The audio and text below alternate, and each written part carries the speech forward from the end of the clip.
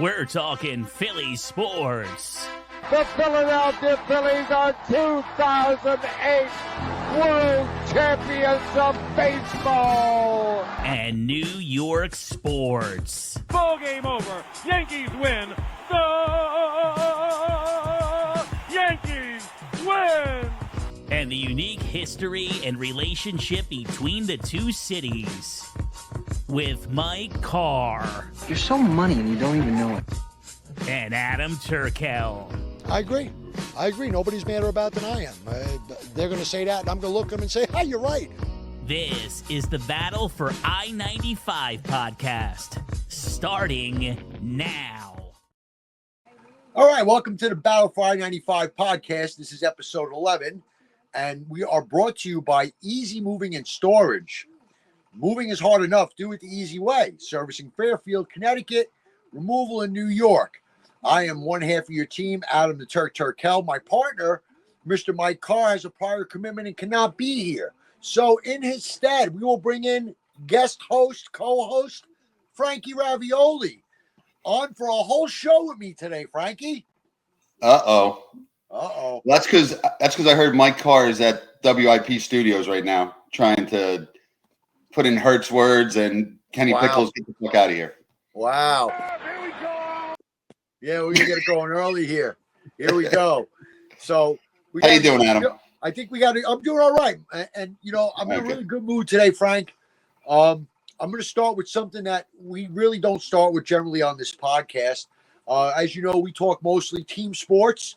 New York, Philadelphia. We've added a little dabble of Pittsburgh in there too. You know, but usually we don't talk about things like this. But the Olympics are starting. Actually, they started today. The Olympic Games started today. Soccer started today. The ceremonies are coming tomorrow. And I'm going to start with the 2024 Paris Olympics because I have something personal invested in it, Frank. And I'm going to give him a shout out because, you know, I am so proud of this kid. I know this kid since he's about 10 years old. He played football with my son. He was always the best player on every team. His father and mother installed work ethic into him. And listen, us as parents, we do the best we can to install work ethic, but it's up to the kid to decide if he's going to run with it. And this kid ran with it. And his name is Curtis Thompson of Florence, New Jersey, the town that I live in, the town that I've been in for over 20 years now. And he is going to his second Olympics as, I believe, the three-time defending United States champion javelin thrower.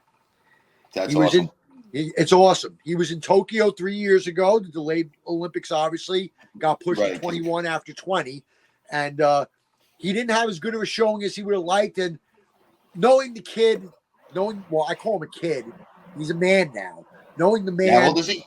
He's 27 years old now. Okay. You know, and knowing the man, it was probably overwhelming. You're in Tokyo, the time change. They basically stayed in cardboard boxes for dorms, you know, on cots. And it was probably just, you know, it was his first time dipping his feet in the pool. And probably still COVID fears probably then. Right? There were still COVID fears too, right? So there was probably a lot going on. I don't know if there was fans or not. I don't remember if there was fans. I believe there were fans. I think there were fans to some extent. I believe there were some fans. I don't know to what extent. It was 21. Okay. It was postponed in 20 to 21. Right. So things were a little more lax. But he didn't have the showing he wanted. And I'll tell you what, this kid works hard as anybody. You couldn't meet a better guy, is the first thing I'm going to say about him. And this is Curtis Thompson, Paris-bound U.S. champion javelin thrower. And I want to wish Curtis the best of luck and tell him to go get him, kick their ass, kid. I think he's going to medal, Frank. I think the kid's going to medal. I remember in 21 you telling me about him, and I did watch him throw the javelin. And it was just like, it seemed like, okay, it's your turn, throw. Boom, boom. He was done. I'm like, wait, that's it? Like, I mean, I'm sure he had practice throws beforehand and all that stuff, but he didn't have a good qualifier. If I remember correctly, I think he stumbled and he didn't get off the throw he wanted to get, and he didn't get out of the group play. Right. I think it's all about throwing that first throw. Yeah, it's about that first throw and getting in a rhythm, kind of like any other sport, getting in a rhythm. But let me tell you, man, I saw him yesterday. He looks focused.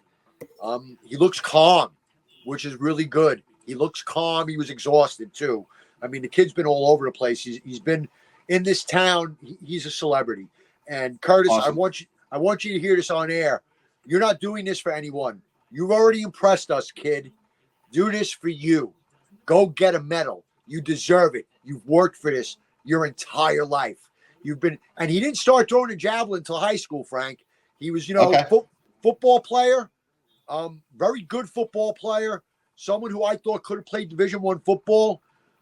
Florence, for all its accolades in football, I have my issues with the way they have lack of promotion of their players when they had their state championship years.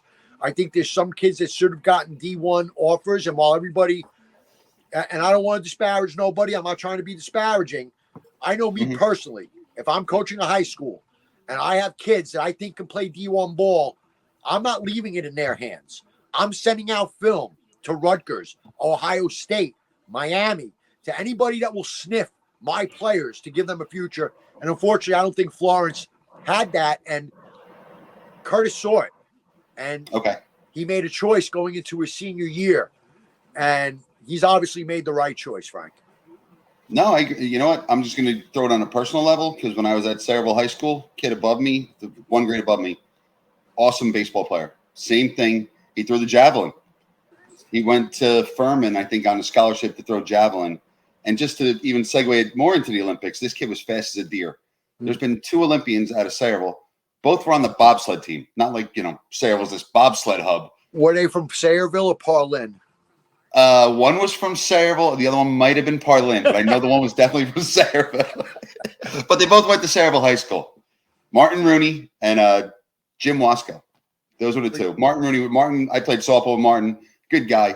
Fucking fast as a fucking deer. Like, nice. It's insane. And then just one more story about javelin. This is a funny one. So my son is going to Stockton, and he's like, "Yeah, Dad, the guy across the street who's the baseball coach at Trenton Catholic, he knows the track and field coach at Stockton. He wants me to throw the javelin, so I think I'm going to throw the javelin when I go to college." So it's my running joke with Nick. I'm like, "How'd you do a javelin team this year?" "Yeah, I drank." So he never threw a javelin in his life. You learned how to recycle. That's his job. That and ping pong balls at a fucking beer pong. Well, no, but that's awesome. So I did also, when you told me about him, I saw him the last time, and then I looked today, and I did see he's a 50-1 shot to win the gold medal. I mean, it's worth something. I don't know how much you want to put on it, but it's definitely worth something. Turk Stradamus is feeling the vibes, and Turk Stradamus will be putting a couple of shekels on Curtis to win gold. And it's not just because he's a friend and his family is friends and his family, his mother, his father, great people who raised the kids the right way. He has a brother as well. They taught him work ethic and things. It's not just that. It's the character and the competitiveness of the man that I know for, since he was a little roly-poly rolling through like a bowling ball through football players on the field. If you needed 2 yards, what'd you do? You gave Curtis the ball, and he put people on their back and just rolled forward. And just knowing him and his competitive attitude, Turk Stradamus is going to call it. He's winning a medal. He's medaling. And I am putting money on him to win gold because he has a chance at it. Whether he wins gold or not, we'll see. But he is medaling, and I am going to put my money where my mouth is. And to all 5 of our listeners out there, all 5 of you, okay, I'm going to ask you to back this kid. He's local New Jersey.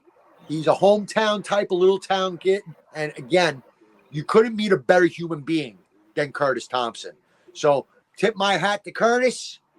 Go get him, kid, in Paris. And that's how we open with the Olympics today. Just another thing about Curtis, though. Yes. So I'm assuming if he got beat on a play or was tripped up and didn't score, the next play he tackled the guy or scored or had a big run or whatever. He played with my son, right? And he didn't make many mistakes, right? That's the one thing. But I'm just saying, like, my point is, like, him not qualifying for the second round last time in the javelin, he's definitely going to qualify. He's fueled. That Okay, that's what I'm saying. Like he's 3 years he's ago, on a mission. Yeah, 3 years ago is burnt in his mind. There's, again, knowing the competitor that is Curtis Thompson, I guarantee he goes to sleep every night thinking of that failed javelin throw. He goes to And work. how did he do in college? I believe he was an amateur champion. I mean, Okay, so yeah, the kid has been, ever since he picked up the javelin, he's been an automatic at it. Looking at the list, he's the only guy from the USA. There wasn't another guy on there. Listen, he's the U.S. champ, so we have to pull for him. I mean, if you're going to talk local, he's local from the U.S. He's 5 minutes from me, representative in the event. So, but Curtis was the type of kid that, if something didn't go his way, he was going to knock out 2 people the next play. Okay.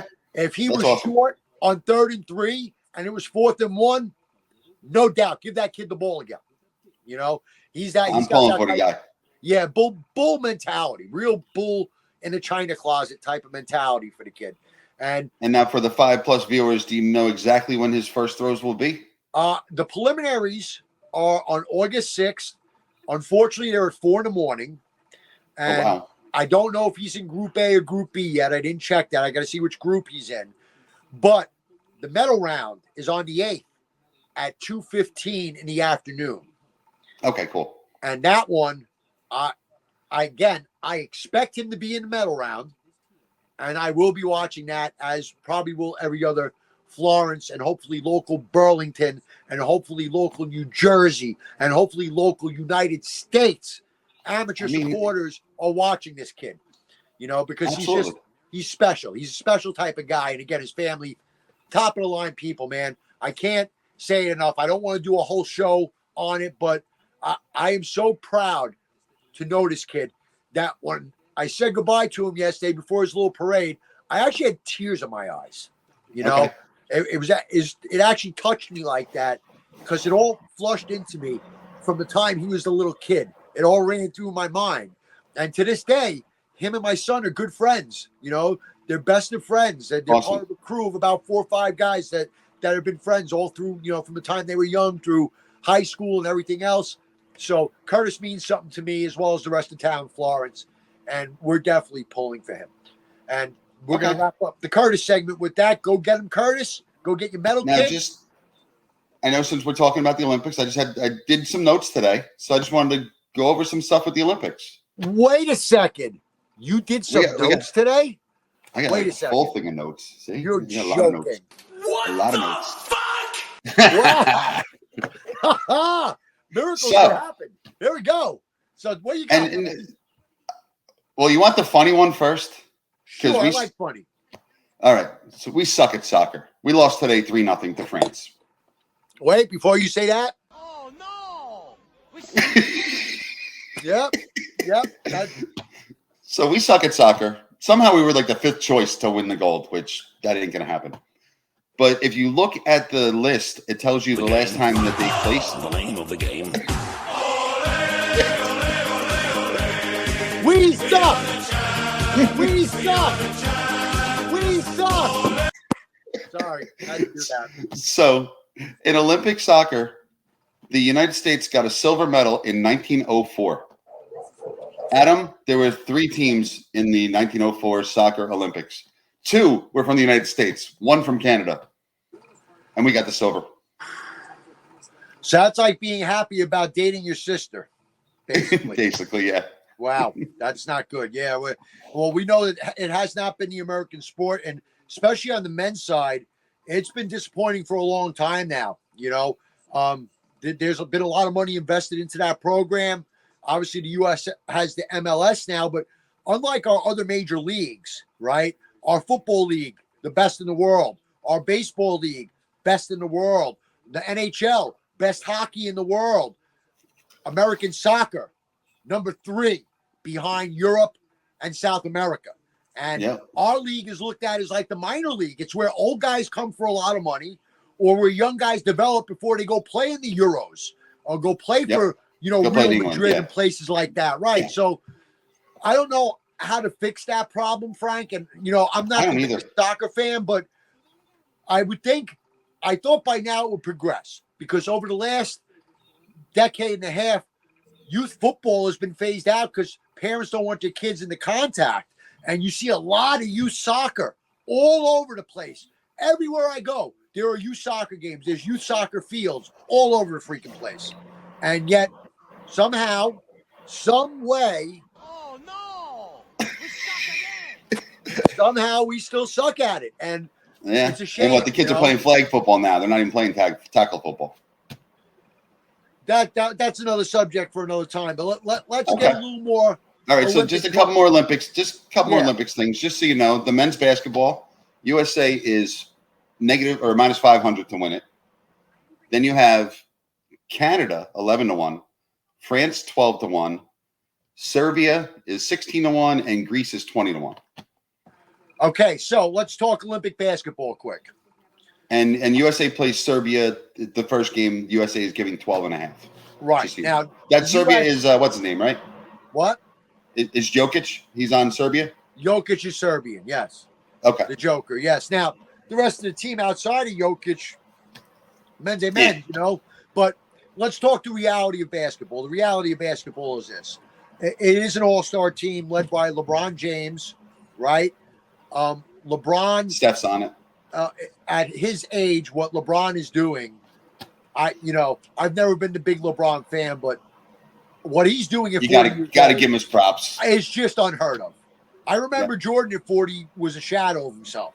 Yeah, the Wizards. Kareem Abdul-Jabbar at the end of his career wasn't the same. Larry Bird with the bad back wasn't the same. But here's LeBron James, 40 years old, on the Olympic team. Basically, the team can't hit threes all of a sudden, and he's putting the team on his back in the last 5 minutes and driving a lane and dunking and getting physical plays and getting to the line. I mean, Team USA is really good, right? And they're odds-on favorite to win. But, however, unlike years back, we'll go all the way back to the Dream Team of 92, it's much more competitive now. Back then, I believe the Dream Team had to play against something like 7 NBA players that weren't on the U.S. team. It might have been 9. I think it may have been 9, something like that. It was a single digit. I think Mike actually sent the text today. You're right. 9 on it. Now it's like 47 or 57 players that are not on our team, that are on other teams that are NBA players, because the game is opened up to the world. You got teams like Serbia. You got teams like who does Luka play for? Luka Doncic's team is another one. I don't even know. all these teams have NBA players now, though, of some type. They have someone. Canada has a bunch of them. R.J. Barrett. There's a bunch. So that's why they're so high, Canada. Okay. Yes. So the possibility of the U.S. being upset is way more realistic in 2024 than it was in 1992, just because the level of competition worldwide. The NBA has accomplished its mission. It wanted to branch out to be a worldwide thing. Well, guess what? It is. It's accomplished that. So the U.S. team should win. They should be the best team. You got Steph Curry, LeBron James, Kevin Durant. You got all these guys, but in Philly, Embiid. Got Embiid. Embiid. All it takes is one Jokic to get really hot in an elimination game. Sure. I was just looking at everything, like if you want to call them the major sports for the Olympics, but like men's soccer, women's soccer, basketball. If you had to put money on one team to win it all, I guess you'd still have to say for the USA, it would have to be a basketball team. The women's basketball team, that's probably the one, right? Yeah, I would think the women's basketball team has higher odds than the. They're minus 1,800. They're minus 1,800 because there's not as many women worldwide that play the game like men do. Right. Because it looks like soccer, they caught up. Is what I'm saying. And it looks like women's soccer, they caught up because they're plus 175, the U.S. And then the next one is Spain plus 250 and France plus 450. So, well, women's soccer, was dominant for a little while, but with like the Mia Hamm. A lot of those players have gotten older and now are retired, and time moves on. We've dropped down the pier a little bit because a lot of those great players are gone. And now there's new players up and coming, and as well as other countries having players as well. As we know, it's an international sport that's way beyond the U.S. So I would think And well- women's basketball, and my second best bet would obviously be men's basketball. Men's basketball, yeah. Yeah.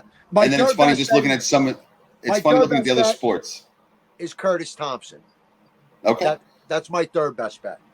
I mean, if you got, because I looked at the list and said you could bet on badminton, climbing, surfing, windsurfing, break dancing. It didn't have anything up yet, but I got to take somebody from Harlem. I think that's what I got to go with. Break dancing is an Olympic event. What are we doing? What are we doing? That's all I got with the Olympics. So we can move on whenever you want with that. Oh my God. Well, anyway, that's our quick Olympic segment. And go Curtis. Go Curtis is what we end with. And go USA. Go USA. Absolutely. Go win a bunch of gold. We're all Americans, even though a lot of us are assholes.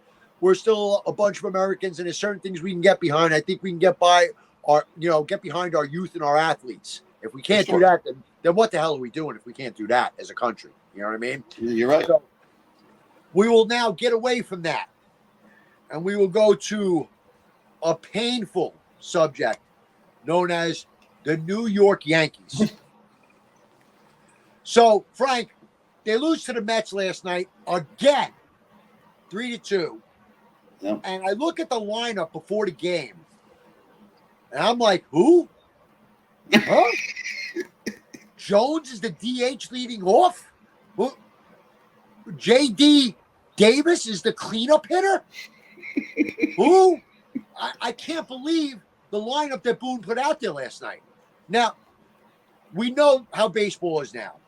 I don't care what the Yankees or other teams spew. The lineup is not just the manager, because Aaron Boone is too good of a man to know it wasn't stupid to start those guys hitting first and fourth in a lineup, right? If you got to play them because you want to play them against a lefty, then they should be hitting 8 and 9. They shouldn't be hitting 1 and 4. You got J.D. Davis protecting Aaron Judge, who, by the way, they walked 4 times. And protecting Soto, too. J.D. Davis was hitting behind him. So, I don't know what the hell the Yankees are doing, but they are a shit show right now. The only positives is Luis Gil for the second straight start looked good last night. Either way, Luis Gil pitched well last night, and we get Garrett Cole, who will probably pitch well again tonight. But the problem is, other than Soto and Judge, the lineup is shot right now. The Yankees, if they really want to hang out in this, Frank, they got to make some moves, man. I mean, this is bad. They need to get 2 players, and they need to get a swing and miss bullpen arm, because all their bullpen arms pitch to contact. And they're all sinker ballers for ground balls and this and that. I need someone that can strike somebody out with the bases loaded, for the love of Christ.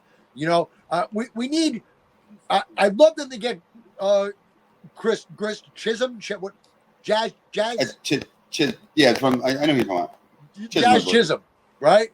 Not Chisholm, but Chisholm. Right, his name isn't Chisholm, it's Chisholm, right? Jazz Yes. Right. So he's available. They should go get him. He would make a difference. They need to pick up another infielder. They're hoping to get Stanton back. Losing Stanton has really hurt them. I didn't. Yeah, they do need him back. And I think the reason it really hurt them is because Jason Dominguez, who is going to be your insurance policy for Giancarlo Stanton, also went out. So now, the kid has come back to earth, right? Ben Rice, has come back to earth. He's only hitting 200 now. I think he's 4 for his last 46. So, the shine has come off of that bulb. They got Trevino is out at catcher. God knows why. Well, they don't start Wells last night. They start the kid from the minor leagues who's never started before. And then Wells is in the fucking game by the 6th inning anyway. So you ended up not giving him the day off anyway. You should have just played him, for God's sake. You need these games. Sometimes the Yankees treat these games like they don't matter. They fucking matter, Frank. They fucking matter. And Baltimore's been average at best. They've been like 3. Baltimore's been bad. That's what. So like the whole East is bad, and now all of a sudden Boston is like a couple games behind the Yankees.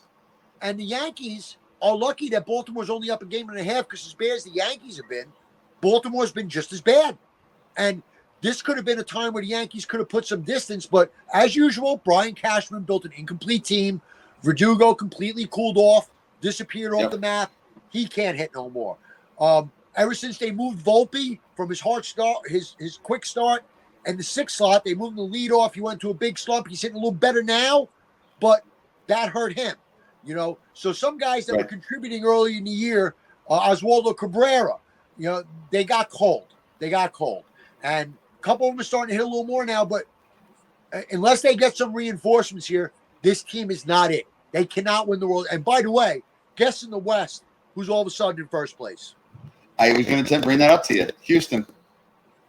The assholes.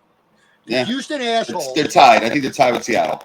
Yeah, but they were in the cellar at 12-24, and all of a sudden they're back in the tie for first place, and that's the postseason nemesis. And it is very likely that the Yankees will end up seeing them. And the way the Yankees look right now, I'm not liking that. So yeah, it looks like Kansas City is pretty much the hottest team in the American League, if you want to call it that. But they're 7-3 to last 10. They're like, it looks like Cleveland's division to lose, but they've crept up to a wild card spot. Them and who else team with them? Do you realize, Frank, the Yankees are only 2 games ahead of the 3rd wild card spot now? Yeah, I'm trying to think of the other team because there's somebody in between the Indians and the Royals. Obviously, it's not the White Sox. Who's the other team? No, in the Central. Who am I missing?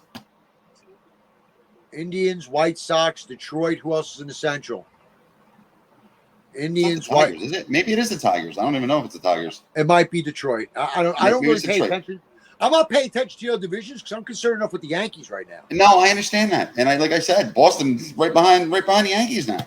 And guess who we play after the Mets? And they were hammering somebody this afternoon. So I think they won that one. Yeah, after this series, the Mets, the Yankees get Boston, and then they get to go play the best team in baseball. And I really don't want to hear Mike shit. They go to Philadelphia, and the last thing I need is Philadelphia kicking the shit out of us and me having to listen to that cocksucker for 6 months. I don't need that. So, are you going to a game or no? I was going to. Now I don't know. No. And what's weird is usually at this time of year, July, August, what heats up? The bats heat up. Well, not when you're batting douchebag in the first and J.D. Davis fourth behind your 2 best hitters. Other than Soto and Judge, nobody on the team. You can walk him every time, though, with that Nobody's lineup. hitting over 220, Frank. Other than Soto and Judge. It's terrible. Hitters always hit better when it's hot out. Not the Yankees. Not the fucking Spitting all over myself. Oh, my God. So the Yankees are in a little bit of trouble. It'd be nice if Garrett Cole gives us another good outing tonight and gets a win before we play Boston. Again, I think that if they don't make a couple of moves, a good bullpen arm, 2 everyday players that can contribute, get Stanton back, get Dominguez healthy. I've already written off Rizzo. I just don't see. Every time I look at his timeline, it gets extended further. Okay. There was rumors about getting Vlad Guerrero Jr. I would have been good with that. That's a power hitting first baseman who also brings a little pizzazz. They're looking to get rid of him. I don't know. That was the hot rumor. The hot rumor was I wouldn't mind him. I wouldn't mind him at all. Wouldn't mind him at all because Toronto, as always, is a dumpster fire, and it looks like that team that they started building 3 years ago is just never getting past being a 3rd or 4th place team. Okay. They're just not good enough. That's all there is to it. So we'll see what happens with the Yanks. The Yanks are hurting. The Phillies are rolling. I'll give Mike his props. They're still 9.5. They're still 9.5 up. Almost Phillies. 10 games up in the division.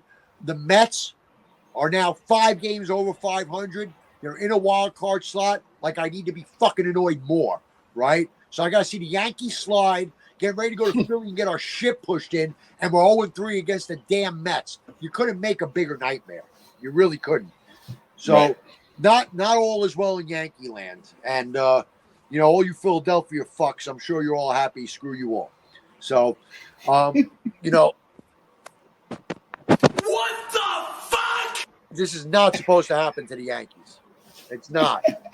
And Brian Cashman is really upsetting me with this team he put together again. It seems like this guy has a lifetime job, Frank. No matter how bad he does, as long as we're winning enough every year to fill them seats and get some TV money for the first round of the playoffs we're going to get eliminated in, it's okay. And I don't like that. And this is what, 2009, right? It's the last time? 15 years. Put it this way. Which it's going back to when I was growing up, a teenager, when they could not win in the 80s. Think about this. Think about this. When the Yankees won in 96, the last time they had been in a World Series was 81? 15 years prior. Okay. We are now in the second longest drought in Yankee history. If they don't win it this year, which the way they're constructed now, I don't think they can, unless they make some serious changes. If they don't win it this year, it will be the longest World Series appearance drought. A World Series drought. Not they didn't win the World Series that year, though. No, appearance. World Series appearance gotcha. drought. Okay. In Yankee history. Second longest. It'll be the longest drought. Right now it's tied. Okay. So it's not really a record that I want to equal anytime. Right. And I mean, it doesn't make sense. Like It doesn't. I don't get it. And just there's something. I'm starting to think, with the exception of Judge, the core of this team is broken. Other than Soto, Judge, and Cole, everyone else to me is expendable. Yeah. Everyone. LeMahieu's a shadow of himself. Stanton. Yeah, he finally hit his first home the other day. Oh, yay. Yay. Finally. Stanton is good to be out 50 games every fucking year. Every year. Bet on it. Gleyber Torres in a contract year, wetting the bed like a Barbie doll. Not handling it, much like Pete Alonso for the Mets, by the way.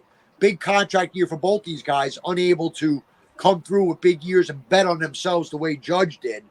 And it's not working out so good. So we'll see what happens going forward. We still have 60 games left. Hopefully the Yankees can find it and figure it the fuck out and stop giving me stress, because I got more stress coming. Football can't. Well, you did get some good news today, though. What's that?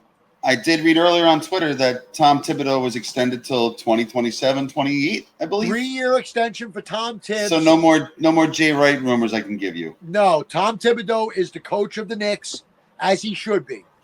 Go ahead. We'll talk about football later. Go ahead. Well, I was saying he's the one that built this culture that's now installed. He's the one that has dragged us from the depths of despair. He's a Van Gundy disciple, and it figures it took a Van Gundy disciple to drag us out of the sewer. And I love. You were a Van Gundy fan? Did you like Jeff Van Gundy? Did you like Jeff Van Gundy? I loved Van Gundy. Yeah. I was so upset when, I've had some bad moments as a Knicks fan, right? It'll start with the Pat Riley fax. Oh, my God, did that hurt. When I heard about that fax and his resignation to go take the Miami job, that was as painful as it got, because the Knicks had been year was this that? Close. 98. 3? No, it was later. Oh, so he was the coach. He was the coach when they. He was 94. The coach when they lost to the Rockets in 94. Okay. They got eliminated in the playoffs. I think 95. I think he left after they got knocked out by Indiana in 95. And then Van Gundy stepped in, and that ended up being okay, because Van Gundy was like Pat Riley light. He was his assistant. He was his disciple. Okay, I was going to say he was an assistant. Okay. Yeah, he was his disciple. So Van Gundy was able to carry it forward. Knicks made a finals appearance in 2000, and then they traded Ewing. I think that the Knicks' bad 20 years was karma for trading one of the best players in the history of your franchise. You should have just let him play as long as he was going to play till he retired. Even if he was a shadow of himself, Patrick had earned that. He deserved it. And they didn't give it to him. And after Patrick got traded, Van Gundy left into the toilet. Wow, I don't even remember him playing somewhere else. Where did he play? Seattle Supersonics. Ewing? I don't remember. It's one of those. I don't remember Franco Harris playing for the Seattle Seahawks. I remember when he came back to the Garden the first time in a Sonic uniform. I almost cried. It was the most disgusting thing I ever saw, him in that uniform. Okay. I was like, oh my God, I can't believe Patrick's wearing that green abomination. What the hell are we? Why did we let go of Patrick? Why did we do it? So 2 decades of futility. Enter Tom Thibodeau. I'm going to give more credit. Enter Julius Randle. And everything changed for the Knicks. And then enter Jalen Brunson. And then everything really changed for the Knicks. And now, all the Nova guys. Now, enter Villanova, enter Malik Bridges, and here we go. I'm so excited. You are pumped for basketball. Oh, I'm so excited for basketball, Frank. I am so looking forward to this season because I think the Knicks have a real chance. They still need that second center. They haven't pulled that off yet. There's a bunch of rumors out there. They did make the signing, which we talked about last week, about Cameron Payne getting signed, which tells me that makes Deuce McBride available if they need to put him in a deal, which is why I think they signed Payne, because otherwise, why would you? You have your backup point guard. You got the rookie you drafted, who looks great, by the way. My boy hit the game winner the other day, Kolek. Do you see the behind the back no-look pass to the corner? Dude, I'm telling you, I watched him at Marquette. You're going to love that kid. I saw some of his games, too. I saw him play against St. John's. Yeah, he's good. He's a baller. He's a baller. He's going to be he'll be a coach someday. I'll guarantee that right now. He's going to be a head coach someday. I think he can almost be like a Jalen Brunson light. Like he's got a similar game. Very smart. And I think that with that overload of point guards, one of the things that people wanted from the Knicks this past season in trades that the Knicks wouldn't give up was Deuce McBride. And this may make McBride available now if the right center becomes available. So we'll see where they go with that. We know Philadelphia's moves. Philadelphia's in good shape. I think that they're lacking some bench depth, though. They're top heavy. Their starting lineup is very good, but not much on the back end. Boston is going to be without Porzingis till at least Christmas. So basically, Boston's still the favorite, though, probably for that division. Boston's going to be the favorite because they're the defending champs. Boston, then you guys and Philly are neck and neck. Listen to me. Boston without Kristaps Porzingis cannot beat the New York Knicks in a 7-game series, as the Knicks are currently constituted. So before we get another center, if they don't have Kristaps and we end up re-signing Precious Achiuwa and we don't get another big center, and I like Precious. And by the way, Precious hasn't signed with another team, actually waiting to see if the Knicks are going to give him a contract because he wants to stay. But the reality is he's a backup power forward, not a backup center. He can't guard Embiid. He can't guard Jokovic. He can't. There's some guys he's not big enough to guard. So that's why I want them to get another big man. But right now, as constituted, the Knicks as they are, if they play Boston as they are, without Kristaps Porzingis in a 7-game series, I'm taking the Knicks. So they're right there. They're close. Milwaukee, I'm not sleeping on. They had a lot of injuries last year. They'll have Giannis back. He'll be chomping at the bit. They still got Brook Lopez hitting threes. They still got Drew Holiday. No, they don't. They still got, what's his name? Middleton. I'm sorry. Jesus Christ. Okay. Losing my mind. They still have Chris Middleton. So, Milwaukee's a good team. They stepped back last year because of injuries. They're going to be back in the mix again. So your top 4 in the conference are Boston, Philadelphia, the Knicks, and Milwaukee. And don't sleep on Indiana. Indiana will be a year older. Halliburton got better. will be a year better. Obi Toppin should be a little better. It's a good team. They just gave Pascal Siakam a big contract. And we saw what he did against the Knicks. He's a playoff player. He's a big game player. He's been on a championship team already in Toronto. So they're a threat. So, and again, Jimmy Butler wasn't playing with Miami. He was hurt. So who knows where Miami is? The Eastern Conference is loaded, Frank. It's loaded. Right. So no matter what, you're thinking the East wins the title. Somebody out of the Eastern Conference, most likely. Unless it's Denver. Unless it's Denver. It's still Denver. Yeah. Denver's still Denver. Listen, they lost to Minnesota last year. I still think Denver's a better team than Minnesota. And Oklahoma City. They're getting better. So Oklahoma City's a very good team. They're fun to watch.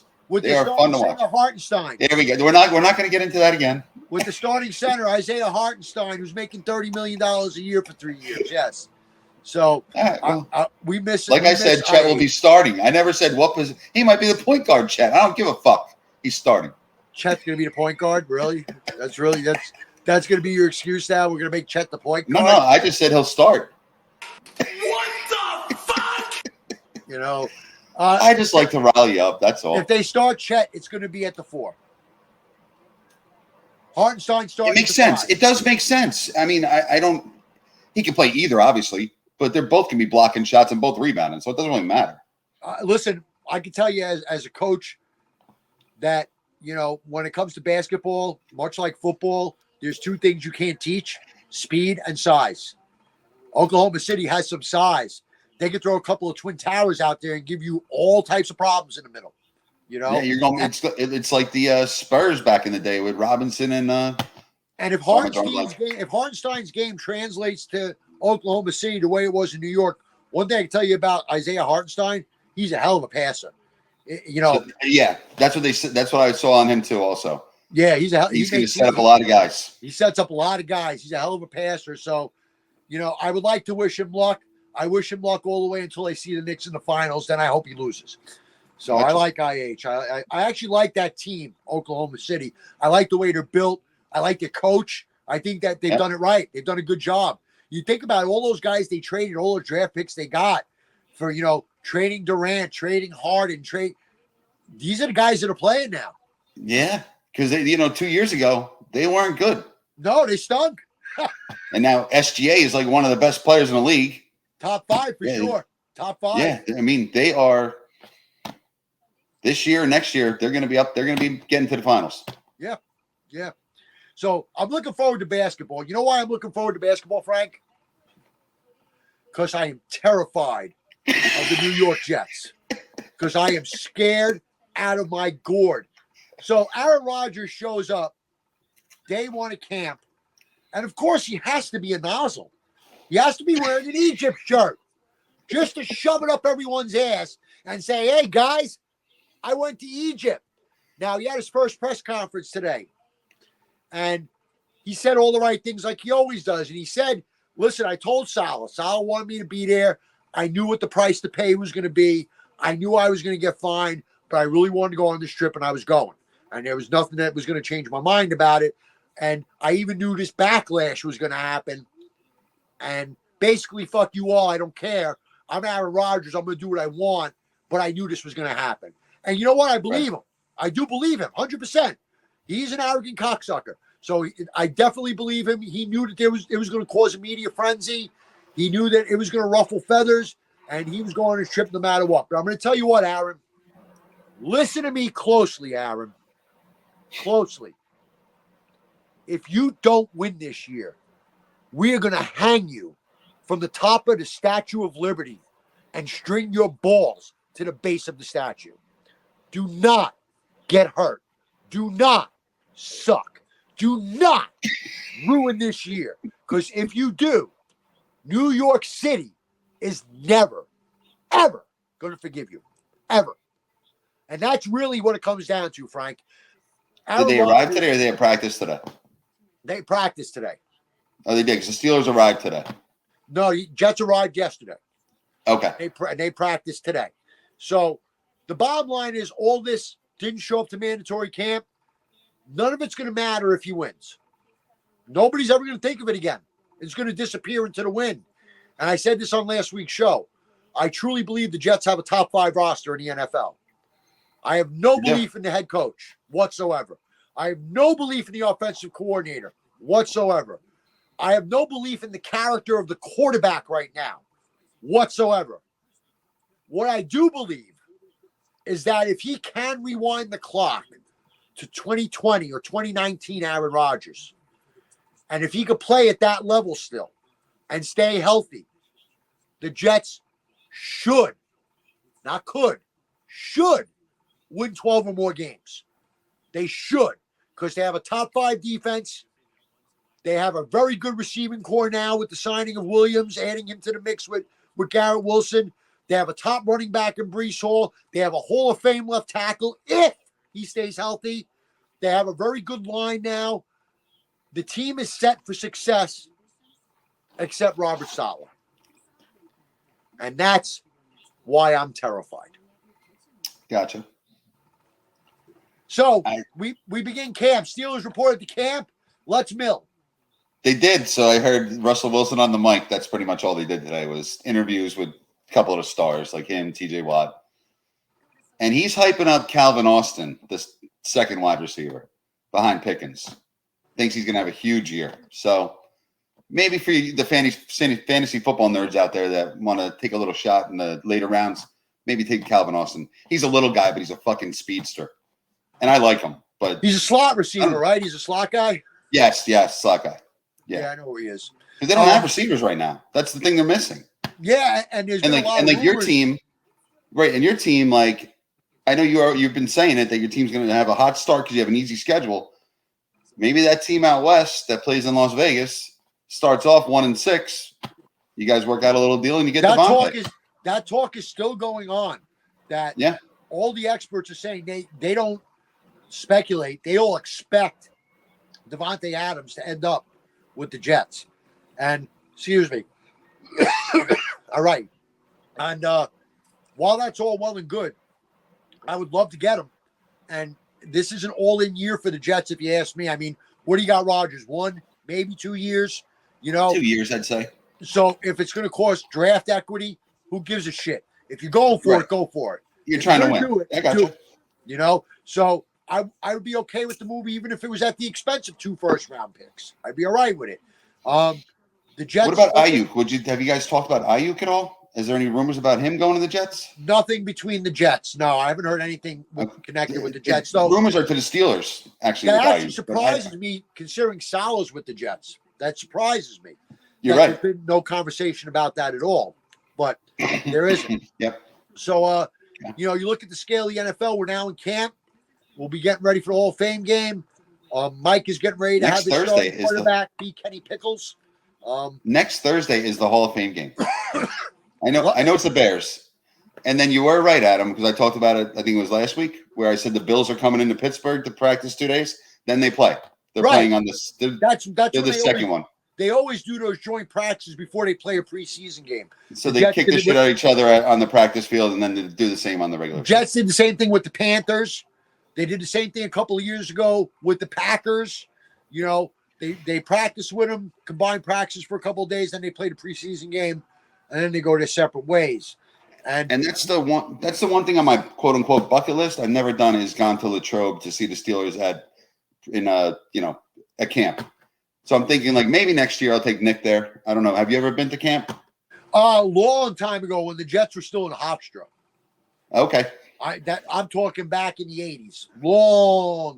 Long time ago. Did you like it, or it was just like something to do? It was cool. I think what was good about it then, the NFL obviously wasn't as much of a monster as it is now, where everyone's a millionaire. So right. you were still able to have some interaction with players and such. So when I went, the players would come over during practice and after practice and shake people's hands and this and that.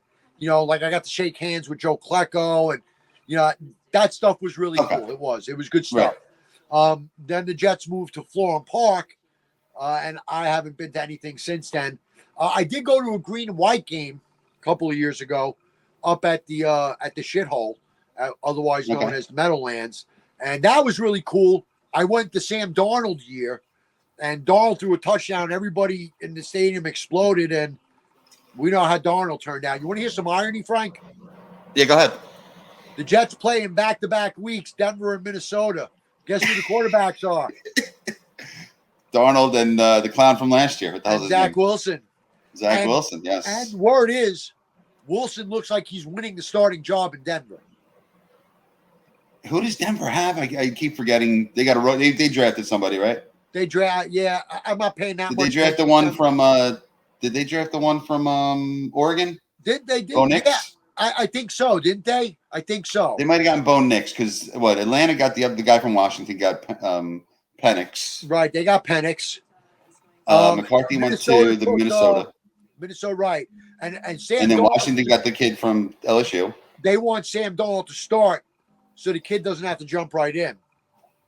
Now, let's see what Jefferson thinks about that. Sam Darnold's an interesting case, Frank. I've said this about Sam Darnold, and then last year he didn't look so great with San Francisco, so maybe I was wrong. I think the same with Zach Wilson. I think the Jets fucked both these guys up. I really do. I think the lack of having a proper offensive leader, of having someone to really be able to teach them, really put both of them in just not good positions to win. Zach had more talent around him, especially last year, than Sam Darnold ever had. Sam Darnold had nobody around him. Right. I think. Well, now he's got 2 guys around him. And Zach Wilson is now with Sean Payton, who is a quarterback guru. So if somebody's going to turn Zach Wilson around, it's going to be someone like Sean Payton. And did you hear the rumor that came out that Bill Belichick was offered the defensive coordinator job for San Francisco and turned it down? I didn't hear that. No. That came out today. Shanahan offered it to DC. What is he doing? He's doing something, though. I thought he got offered something. He's doing ESPN or something, isn't he? Or Is it NFL ESPN? Network? Okay. One of them. He's doing pre and poster something like something. that. I can't remember what show it was. I thought maybe like the Manning cast. He might be on that. He will definitely be on that. You could bet money he's going to be on that. I mean, if you saw him I mean, the football-wise, roast, his knowledge is off the fucking charts. And if you saw him during the Tom Brady roast, the guy's actually hysterical. Oh, he's great. He's actually hysterical. It's funny because all these years you see, we're moving on to Cincinnati. We're on to Cincinnati. No, I'm not really sure. I'll let you know next week. Yeah, that's all you got from him. And now you see him when he's not coaching, and he's Mr. Personality all of a sudden. Yep. Well, he's banging a 25-year-old. It'll do that to you. Hey, he's banging a 25-year-old. You're feeling good about yourself. You know what I mean? Bill's in a good mood lately, so you don't mind if he's the sugar daddy. As long as mom was giving up the sugar, he's happy with it. Right. So he's good. Right? Absolutely. So NFL is here. We're about to get started with that. Well, let's I can throw one thing in for the Eagles because I read it today. Mekhi Becton threw up 10 times during camp today. Wait, I want you to say it again with this in the background. Say it again. 5 threw up 10 times for Eagles practice. I got nothing on Kenny Pickles and Jalen Hurts rumors. Wait, this is going to be great. Mike is going to have Kenny Pickles being protected by Mekhi Becton. It's like the movie Replacements when he eats all the eggs and he throws them. Hey, that's the first thing they did together. Mekhi Becton last year, right? And we had high hopes for him when the Jets drafted him. Oh, dude, he's fucking built like a brick shithouse. His first year, he was really good. I don't know what the hell happened. Last year, he stunk. He got run over like he was a speed bump. He got run around like he was a cow standing in the pasture. He was absolutely terrible. He couldn't have been worse. So I wish the Eagles luck with Becton and Pickles. Have a good year with that. And we'll see what happens with them. But they have a good defense. They have a good coach. They got Saquon Barkley. They should have a good offensive line. That covers for a lot of mistakes. So if 4 of the 5 linemen are good, all that means is Hurts is going to get hurt and Pickles is going to be in there eventually. So and then I saw a picture or a video of Daniel Jones missing the running back on a 5 right out of the backfield. He threw it over his head. They're like, some things never change. Some things never change. It's the same old. Yeah, instead of Danny Dimes, they should have called him Danny Penny. Yeah, you get you 1 out of 10 every time. Danny Pennies. Yeah. But again, we're a week closer to football. They're all, we'll know a little bit more next week as camp goes on. Exciting times. Look, hopefully the Yankees can swing that ship, steer that ship. I talk a lot of negative about the Jets because I'm conditioned, right? I got you. All I see is bad stuff. But I'm looking forward to see what they look like in San Francisco that Monday night. And you know this, Frank. If they go out and smoke San Francisco. Oh, you're Super Bowl favorites. I'm going to be higher than a kite, yelling and screaming in the office like a maniac, running around annoying the hell out of everybody. So, yeah, all right. I don't like the head coach. I don't have confidence in certain things. But like any other fan, if they get off to a good start like that, and look, a great quarterback can mask a lot of coaching deficiencies. You know what I'm saying? Absolutely. So if Rodgers comes out that first game and has 3 TDs, no picks, and the Jets win 35-20 or something, maybe Saleh don't make a big difference. I mean, you're right. I got you. So and the pundits out there, they predicted the Steelers to come in 4th in the AFC North to finish 9-8. Got to keep Tomlin's winning record. Well, intact. I'll tell you this, right? Your division is a bloodbath. Oh, it is. It's tough. Yeah, when you got Dusty Rhodes. You can make a case for. Well, you got Dusty Rhodes' son playing quarterback for the Bengals. Yeah, you see that hair? He looks like Cody Rhodes. He looks like Cody Rhodes. He comes out looking like Cody Rhodes. I'm expecting him to go body slam somebody. They are good. But can he stay healthy, Frank? Is he right. That's okay? And then Lamar. I mean, what's weird is since 2020, Steelers have lost to the Ravens once. Yeah. Steelers own him. Right. They own Lamar. I don't know why other teams don't. Why don't they just watch the Steelers film on him? Because he never plays good against the Steelers. I'm going to tell you why. Because your team has the outside speed to keep up with him. That's why. He can't outrun everybody. Not everybody has T.J. Watt on the team. This is true, You know what I mean? but Cleveland has fucking, what's his name, Myles Garrett. Yeah, but Myles Garrett is strictly a pass rusher. If you get around him, there's nothing else. That's it. This is true. T.J. Watt's a little different. You know, he's a smart pass rusher. He won't just rush in like a bull in a china closet and run by you. He comes in under control. Right. If he sees that one step drop and throwing the ball, he's jumping. Right. So, you know, sometimes it's not about getting the heavy pass rush. Sometimes it's being in the guy's face and making something happen.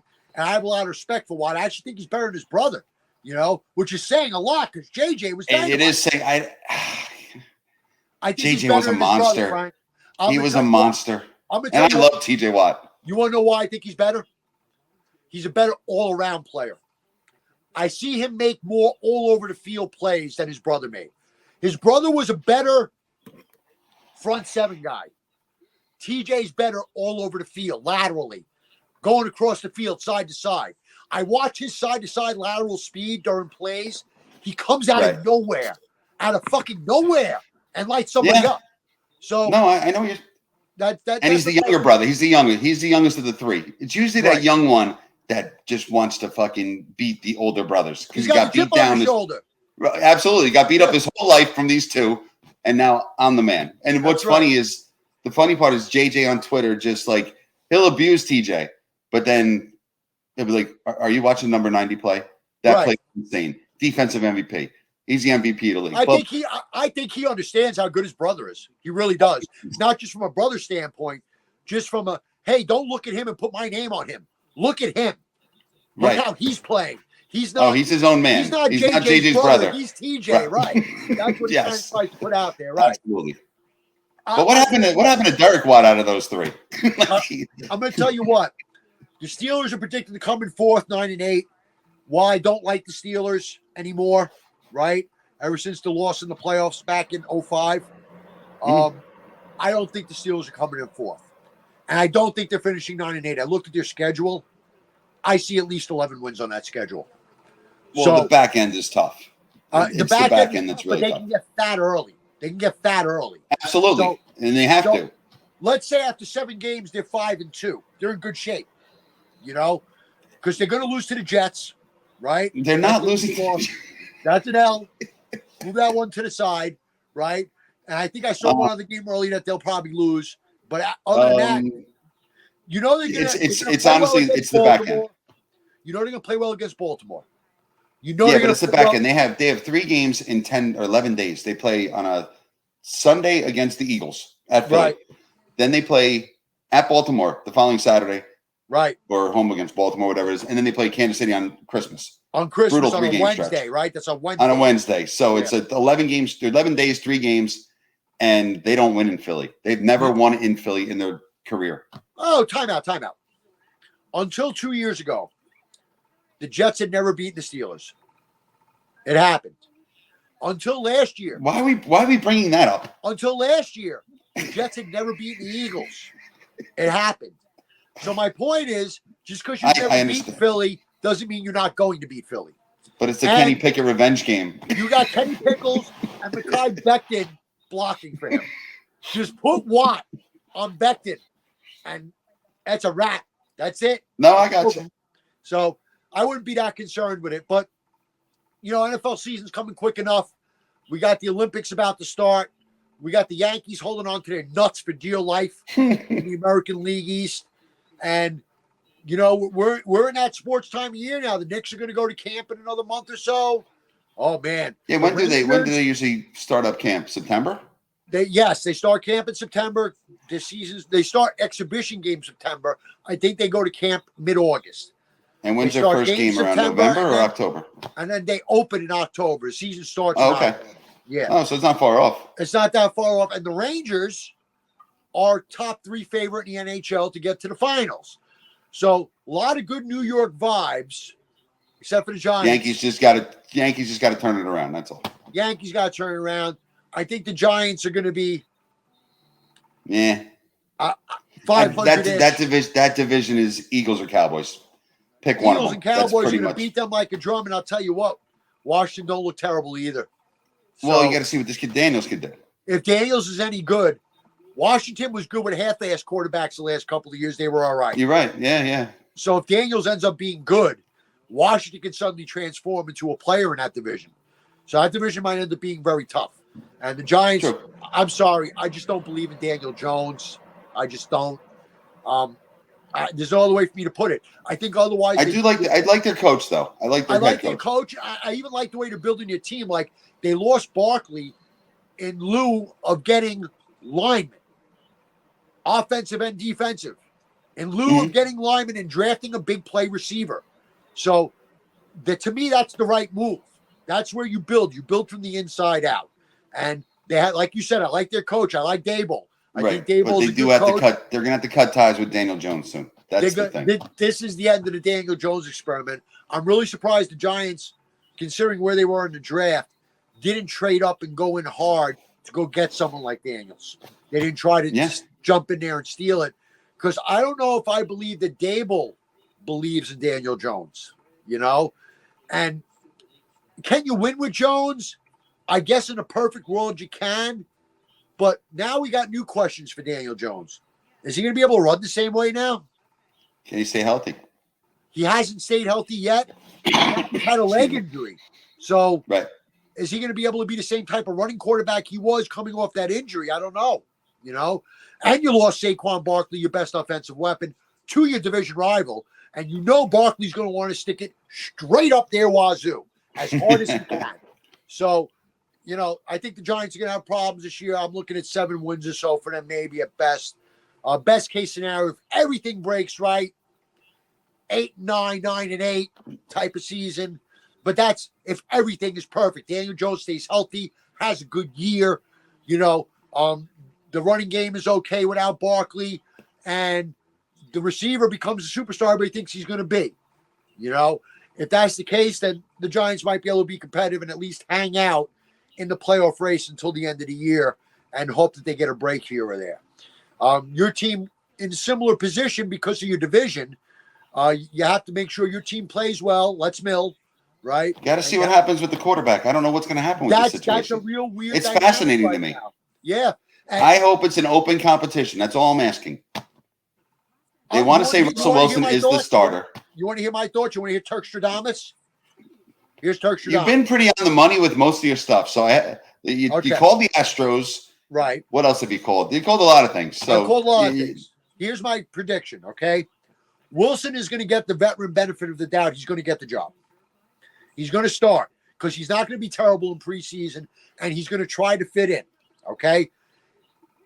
About game 3 or 4, Pittsburgh's going to lose a bad game, a game they shouldn't lose.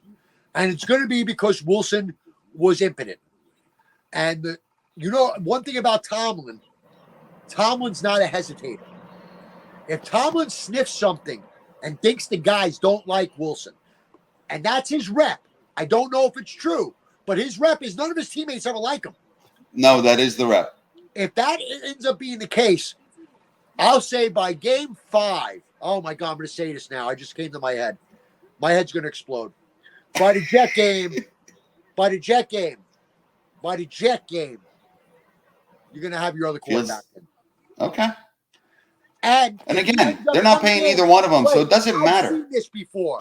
Oh my God. No, this can't happen. I'm not going to say it because it'll happen then. I'm not saying it. But again, neither quarterback they're paying much. I think Russell's getting $1 million and whatever Fields is getting. So it's not a big deal. If Fields ends up coming in for the Steelers and having a monster year, they're going to overpay for him then. They're going to have to. Is what's going to happen. They will. Problem with Fields is, though, he does get hurt. He runs a lot. But Fields gets hurt because he runs. And let's keep this real, too. He was on a pretty crappy team before. True. Pittsburgh's not a crappy team. Pittsburgh has a much better coach than he played for. Much better coach, and they're getting a better offensive line. The problem is they don't have great receivers right now. Tomlin makes the Bears' previous administrations. I understand. No, Tomlin is a good coach, is what I'm saying. He is a good coach. I just don't think he's this great coach that everybody thinks he is. You're a hater. You're a hater. He's better than most of the coaches out there. Okay. That's the biggest admission you've made in 2 years. I want you to know that. No, but my whole thing is that it's stagnant. Like they need something new. Now, who knows? Maybe this new regime, now they got Arthur Smith, they got new quarterbacks, they got rid of all the old quarterbacks. I personally think the biggest acquisition the Steelers made this year is Arthur Smith. It might be. He's a coordinator. And he's innovative. I'm going to bet you that he's the one that's going to want Fields in. He's the one that when Wilson slips is going to say, hey, Mike, we can run RPOs with this guy. We can confuse people, misdirection with this guy. Let me spin, Mike. Let me spin. And maybe it's not even that. Maybe it's like, let's bring him in on 1st and goal because now we can give him the option of he's going to run it in. We got Najee in the backfield. We got Pickens just throw it up to him. We got Freiermuth, whatever. We'll see. We're excited. Season's almost here. Well, Frank, believe it or not, with all our yapping, our tour wow, is coming to an end. And nobody went sideways. Nobody went sideways. Wait, let's do this in honor of Mike. Ready, set, go. All right. That's for you, Mikey. That was fun, Adam. We miss you, brother. And Mikey, we will see you next week when you rejoin. Yeah, Mike, you'll have your job back next week. Yeah, he'll have his job back next week. I won't be kicking you off because you didn't have major audio problems, so that's good. And well, I think we had a very good show. Subscribe. Let's go. Like, subscribe. Frank, thanks for co-hosting with me today. I want to thank you for jumping in Mikey's big chair over there, the big boy chair. It was my pleasure. And we will have you on as our regular guest again. Like and subscribe, please. And don't forget that the Battle for I-95 podcast is brought to you by Easy Moving and Storage. Moving's hard enough. Do it the easy way. Servicing Fairfield, Connecticut, removal in New York. This is the Battle for I-95 on the Turk. That's Frank. We're out of here. Peace. Have a good one.